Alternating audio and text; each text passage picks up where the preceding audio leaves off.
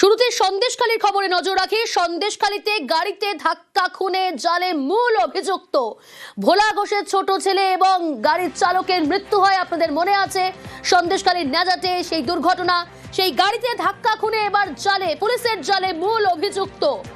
কোথা থেকে কখন কিভাবে গ্রেপ্তার জানার চেষ্টা করব, তবে তার আগে আরো একবার জানাই, সন্দেশখালীতে গাড়িতে ধাক্কা খুনে এবার পুলিশের জালে মূল অভিযুক্ত আলিম মোল্লা। অনুপম রয়েছে আমার সঙ্গে সরাসরি। অনুপম, ভোলা ঘোষ বারবার প্রথম দিন থেকেই অভিযোগ সামনে এনেছেন যে আলিম মোল্লা তিনি লরি চালাচ্ছিলেন, লরি চালক, তাকে গ্রেপ্তার করা হলো। কোথা থেকে গ্রেপ্তার করা হলো, কিভাবে গ্রেপ্তার?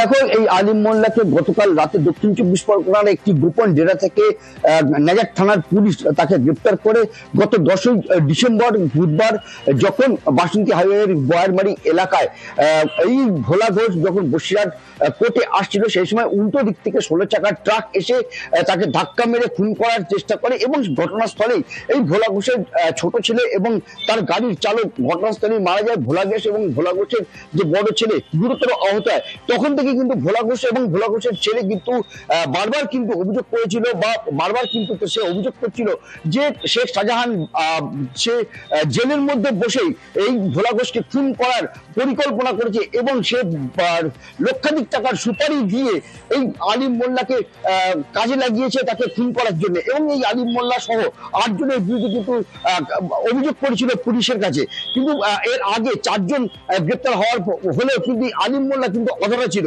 গতকাল এই আলিম মোল্লাকে গ্রেপ্তার করেছে নাজার থানার পুলিশ এবং তাকে দীর্ঘ জিজ্ঞাসাবাদ করার পর আজ তাকে বসিরহাট মহকুমা আদালতে তোলা হবে পুলিশি হেফাজত চেয়ে। এবং তাকে পুলিশ সূত্রে আমরা জানতে পেরেছি তার কাছ থেকে আরো বহু তথ্য কিন্তু পুলিশের জানতে পারবে এই পুলিশি হেফাজতে নেওয়ার পরে, এমনটাই কিন্তু আমরা জানতে পেরেছি। এবং এছাড়াও এই যে ভোলা ঘোষের যে 8 জনের বিরুদ্ধে অভিযোগ ছিল তার ভেতরে 2 জন গ্রেপ্তার হলো, এখনো কিন্তু 6 জন কিন্তু অধরা।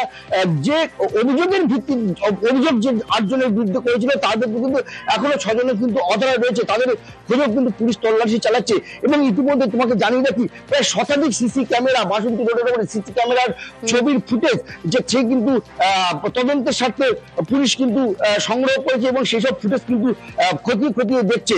এবং সেই সব ফুটেজের এতেই কিন্তু এই আজ পর্যন্ত কিন্তু মোট 5 জনকে গ্রেপ্তার করা হলো এই আলিম মোল্লাকে দিয়ে। এই আলিম মোল্লাকে আজকে বসিরহাট মহকুমা বেশ, মোট 5 জনকে গ্রেপ্তার। সন্দেশখালীতে গাড়িতে ধাক্কা এবং খুনে এবার গ্রেপ্তার মূল অভিযুক্তই সুপারি কিলার। কিন্তু গত 10ই ডিসেম্বর কি হয়েছিল একবার ফিরে দেখা যাক।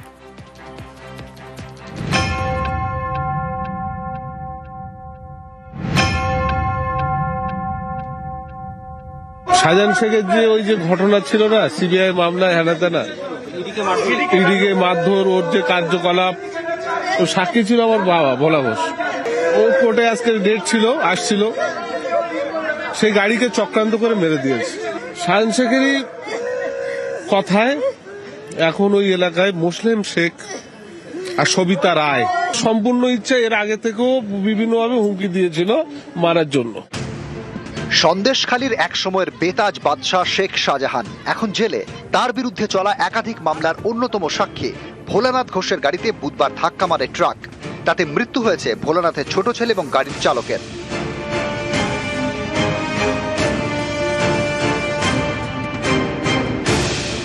যখন আসছে আমি তো চলে গেছি, আমি আলিম আমার কাছের ছেলে, আমাকে চিনতে পারছি। এটা কি পুরো খুনের পরিকল্পনা? একদম পুরো আমার বংশ শেষ করার জন্য পরিকল্পনা। এখান থেকে বেলুনটা পেটে এখানে লাগিল, সামনে সিটে বসেছিলেন? সামনে। আর ছেলে পিছনে পিছনে সিটে বসেছিল। এটা কি শাহজাহান ঘনিষ্ঠ? একদম শাহজাহানের সাক্ষীতে মূল সাক্ষী মামলায় হওয়ার জন্যই কি আক্রমণ মনে হয়? হতে পারে। বুধবার সকাল 9:30 সন্দেশখালীর বাড়ি থেকে বসিরহাট আদালতে যাচ্ছিলেন শাহজাহান মামলার সাক্ষী ভোলানাথ ঘোষ। ভোলানাথ ঘোষ পেশায় ব্যবসায়ী, গাড়ি চালাচ্ছিলেন শাহানুর মোল্লা। ড্রাইভারের পাশের সিটে বসেছিলেন ভোলানাথ ঘোষ, পিছনে ভোলানাথের ছেলে সত্যজিৎ। ভোলানাথের দাবি, গাড়িটি যখন সরবেরিয়া থেকে মালঞ্চর দিকে যাচ্ছিল তখনই ট্রাকের ধাক্কা। উল্টো দিক থেকে আসা ট্রাক ধাক্কা মারে গাড়িতে। পাশের নয়নজুলিতে ছিটকে পড়ে গাড়িটি, জলাশয়ে পড়ে যায় ট্রাকটিও। ঘটনাস্থলে মৃত্যু হয় ভোলানাথের ছোট ছেলে এবং গাড়ির চালকের। ট্রাক চালক পালিয়ে যান বলে দাবি। যখন আসছে আমি তো চলে গেছি, আমি আলিম আমার কাছের ছেলে, আমাকে চিনতে পারছি। এটা কি পুরো খুনের পরিকল্পনা? একদম পুরো আমার বংশ শেষ করার জন্য পরিকল্পনা, এটা কি পরিকল্পনা? পরিকল্পনা। এখান থেকে বেলুনটা পেটে এখানে লাগিল, আপনি কি সামনের সিটে বসেছিলেন? সামনে আর ছেলে ছেলে পিছনে। ছেলে পিছনের সিটে বসেছিল। তালতলা মোড় বলে একটা জায়গা আছে, ওখানটা ক্রস করার পরে ওখান থেকে গাড়িটা খুব বেপরোয়া চালায়। যারা বাইক চালিয়ে পিছনে আসছিল আমাকে বললো, আমি যখন স্পটে গেলাম বললো আমরা বাইক সাইড চাচ্ছিলাম, বাইক কেউ সাইড দেয়নি।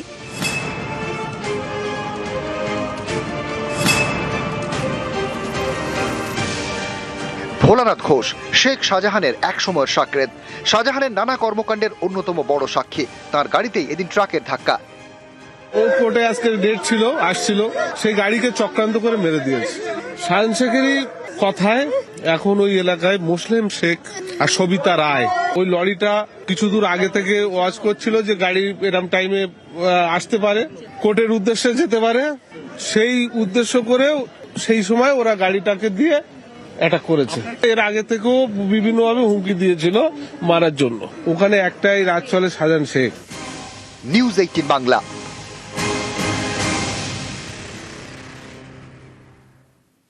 নজর রাখবো পরের খবরে। লগ্নজিতা চক্রবর্তীকে গান গাইতে বাধা পূর্ব মেদিনীপুরের ভগবানপুরে। বেসরকারি স্কুলের বার্ষিক অনুষ্ঠানে সেকুলার গান গাইতে হবে, এই দাবিতে সঙ্গীত শিল্পী লগ্নজিতা চক্রবর্তীকে হেনস্থা করা হয় বলে অভিযোগ। গ্রেপ্তার বেসরকারি স্কুলের মালিক, তিনিই অনুষ্ঠানের আয়োজক। এই অভিযোগ লগ্নজিতা নালিশ নিতে থানা গড়িমসি করে। ভগবানপুর থানার ওসির বিরুদ্ধে বিভাগীয় তদন্ত শুরু।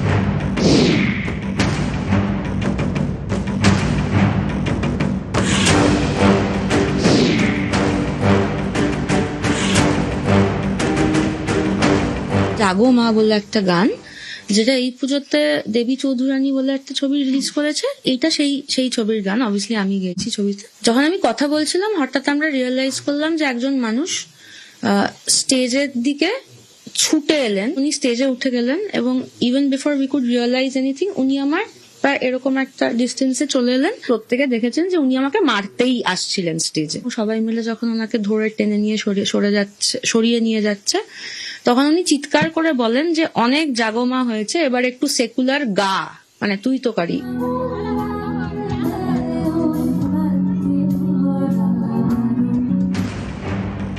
পূর্ব মেদিনীপুরের ভগবানপুর, এখানকার একটি বেসরকারি স্কুলের বার্ষিক অনুষ্ঠান ছিল শনিবার। স্কুলের কাছেই মঞ্চ বাঁধা হয়, সেখানে গান গাইছিলেন লগ্নজিতা চক্রবর্তী। এই অনুষ্ঠানেই হুলস্থুল কাণ্ড। সঙ্গীত শিল্পীর অভিযোগ,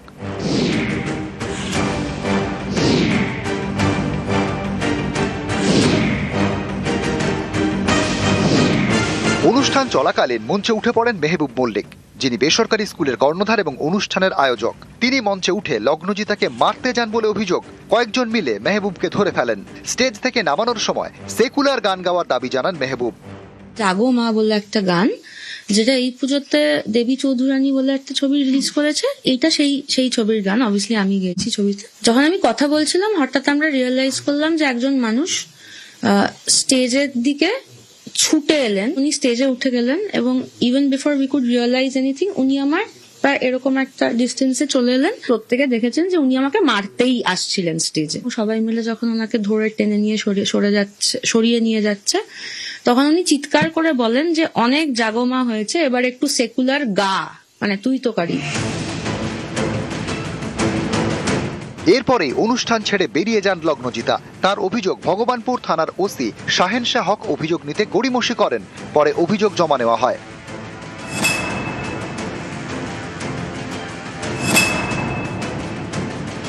থানার তরফেও ইনিশিয়ালি যেটুকু আমাদের কথা বলে মনে হয়েছিল যে ওনার শিল্পীর তরফে ওনার মনে হয়েছিল যে it could have been handle in a better way. So আমরা এসডিপিও লেভেলের অফিসারকে দিয়ে আমরা ওসির এগেনস্টেও একটা ডিপার্টমেন্টাল এনকোয়ারি আমরা ইনিশিয়েট করেছি। লগ্নজিতার অভিযোগের ভিত্তিতে রবিবার গ্রেপ্তার করা হয় বেসরকারি স্কুলের মালিক তথা অনুষ্ঠানের আয়োজক মেহবুব মল্লিককে। উনি টাইম দিয়েছিলেন 4টা, আমরা শীতের কারণে ওটা দেরি হয়ে গেছিলো, 6:30 বেজে গেছিলো। উনি এটাতে খুব রেগে যান, দিয়ে এক্সট্রা টাকার জন্য ডিমান্ড করেন। আমরা ওদের রাজি হইনি। আর উনি যে গানটা গেয়েছিলেন, তো ওই গানটাকে বলা হয়েছিল যে আপনি আরেকটা অন্য যে কোনো সেকুলার গান। ওনার মনে প্রেস্টিজে লেগেছে, দিয়ে সঙ্গে সঙ্গে প্রোগ্রাম বন্ধ করে দেন এবং উনি থানায় এসে কমপ্লেন করেন।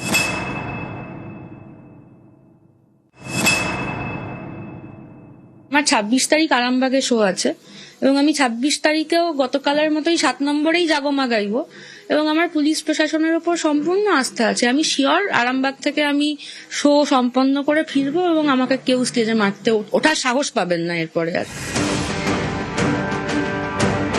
নিউজ 18 বাংলা। নেতাজি ইন্ডোরে তৃণমূলের বিএলএ বৈঠকে বিএলএ 2-দের দিক নির্দেশ মমতা বন্দ্যোপাধ্যায়। কখন শুরু হচ্ছে এই বৈঠক, কি দিক নির্দেশ করে দেবেন, কি বার্তা দেবেন, জানার চেষ্টা করব। সোমরাজ রয়েছে টেলিফোন লাইনে। সোমরাজ, দেখো তুমি দেখেছো ইতিমধ্যেই ভবানীপুর বিধানসভার যারা বিএলএ 2 রয়েছেন তাদের নিয়ে ইতিমধ্যেই মমতা বন্দ্যোপাধ্যায় বৈঠক করেছেন গত সপ্তাহে। আজ কলকাতার 11টি বিধানসভা কেন্দ্রের পাশাপাশি 24 পরগনা, হাওড়া এবং হুগলির বিধানসভার বিএলএ 2রা বৈঠকে থাকবেন, যে বৈঠকে মুখ্যমন্ত্রী মমতা বন্দ্যোপাধ্যায় বেশ কিছু গুরুত্বপূর্ণ নির্দেশ দিলেন। তুমি দেখেছো ইতিমধ্যে ইশায়ের খসড়ায় প্রায় 58 লক্ষেরও বেশি ভোটারের নাম বাদ পড়েছে। শতাংশের হিসাবে সব থেকে বেশি নাম বাদ পড়েছে 2 কলকাতায়, অর্থাৎ উত্তর কলকাতা এবং দক্ষিণ কলকাতা। পাশাপাশি রয়েছে দক্ষিণ 24 পরগনা এবং উত্তর 24 পরগনা। বিশেষ করে সংখ্যার দিক থেকে দেখা গেলে দক্ষিণ 24 পরগনায় সব থেকে বেশি নাম বাদ পড়েছে। এটা মনে করা হচ্ছে আজকে বৈঠকে মমতা বন্দ্যোপাধ্যায় এই এসআইআর খসড়ায় যাদের নাম বাদ পড়েছে সেগুলি যাতে স্ক্রুটিনি করা হয় এবং স্ক্রুটিনির ক্ষেত্রে বিশেষভাবে নজর দেওয়া হয়। দ্বিতীয়ত হচ্ছে, তুমি জানো যে ইতিমধ্যে হিয়ারিং এর নোটিশ পাঠানো শুরু হয়েছে। যাদের হিয়ারিং এ ডাকা হবে তাদের যাতে সহযোগিতা করা হয়। রাজ্য সরকারের উদ্যোগে ইতিমধ্যে may I help you camp চালু করা হয়েছে।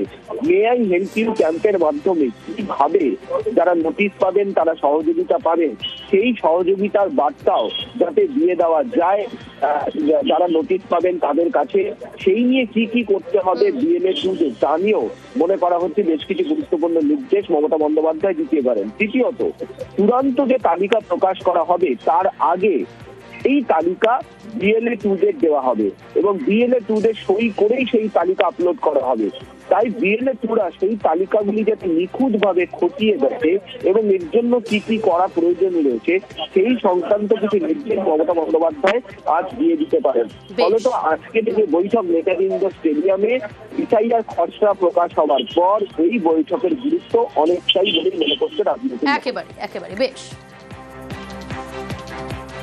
দলনেত্রী বার্তা দিতে পারেন আগামী দিন যাতে আমরা আরো ভালো রেজাল্ট করতে পারি এবং আশা করছি আমরা যারা বিএলএ 2 রয়েছি তারা আরো পরিশ্রম করে আমাদের দলনেত্রীকে আমরা আগামী দিন আরো এগিয়ে নিয়ে যেতে সাহায্য করব। হিয়ারিং কাদের হবে, কিভাবে হবে, কি কি পেপার নিয়ে যেতে হবে, তাদেরকে আমরা কিভাবে কোঅপারেট করতে পারি, হেল্প করতে পারি। জেনুইন ভোটার তারা যাতে পেপারগুলো নিয়ে ঠিকঠাক করে আসতে পারে এবং আমরা তাদেরকে অ্যাসিস্ট করতে পারি, কারণ একটা ফিয়ার কমপ্লেক্স কিন্তু কাজ করছেই অনেকের মধ্যে।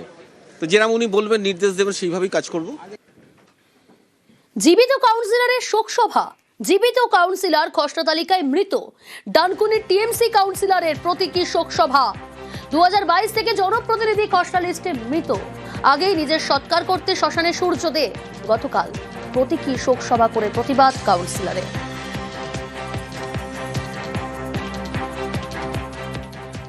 আমি তো জানতাম আজকে জমের হাতে ক্ষমতা, ভগবানের হাতে ক্ষমতা ছিল যে কে কাকে মারবে, কতদিন কাকে জন্মাবে।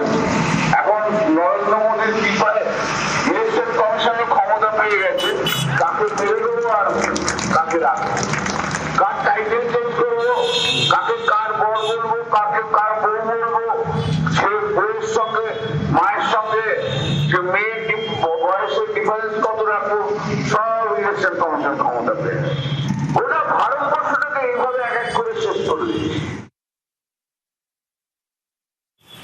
ভোটার লিস্টে মৃত বলে দেখিয়েছে, সেটা বিএলওর ফল্ট বা ইয়ারোর ফল্ট। যতই কল্যাণ বন্দ্যোপাধ্যায় সহ তৃণমূল কংগ্রেস দল প্রমাণ করার চেষ্টা করুক নির্বাচন কমিশন জ্ঞানেশ কুমারের ফল্ট, সেটা নয়। এটা রাজ্য সরকার পরিচালিত, বিডিও বিএলও সব রাজ্য সরকার পরিচালিত, তাই ফল্ট এই রাজ্য সরকারি কর্মচারীদের, এর দায় তৃণমূল কংগ্রেসের। কাট্টো 16ই ডিসেম্বর খসড়া ভোটার তালিকা থেকে তৃণমূল কাউন্সিলরেরই নাম বাদ। নামবাদের কারণ হিসেবে লিস্টে লেখা তিনি মৃত, আর এর প্রতিবাদে নিজের সৎকার করতে শ্মশানে চলে যান কাউন্সিলর।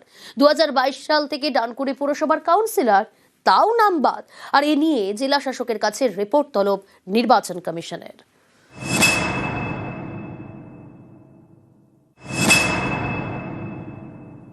খসড়া লিস্ট প্রকাশ হয়েছে, সেখানে আমি একজন জনপ্রতিনিধি, আমাকে দেখানো হয়েছে আমি মৃত। আমি নির্বাচন কমিশনের যারা আধিকারিক আছে তাদেরকে অনুরোধ করব, আসুন আমাকে এসে কালীপুর শ্মশানে ইলেকট্রিক চুল্লিতে পুড়িয়ে দিন।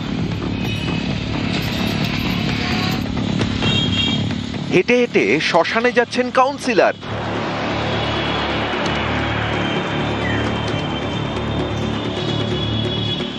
তৃণমূল কাউন্সিলরের দাবি, নিজের সৎকার করতে তিনি নিজেই শ্মশানে গিয়েছেন।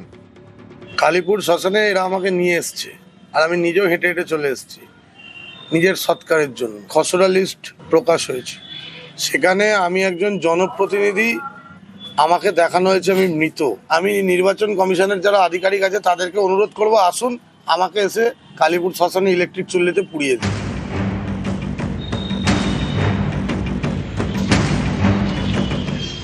হুগলির ডানকুনি এখানকার 18 নম্বর ওয়ার্ডের তৃণমূল কাউন্সিলর সূর্য দে 2022 সাল থেকে কাউন্সিলর। এই তৃণমূল কাউন্সিলরের নামই খসড়া ভোটার তালিকা থেকে বাদ। নাম বাদ যাওয়ার কারণ হিসেবে লেখা মৃত।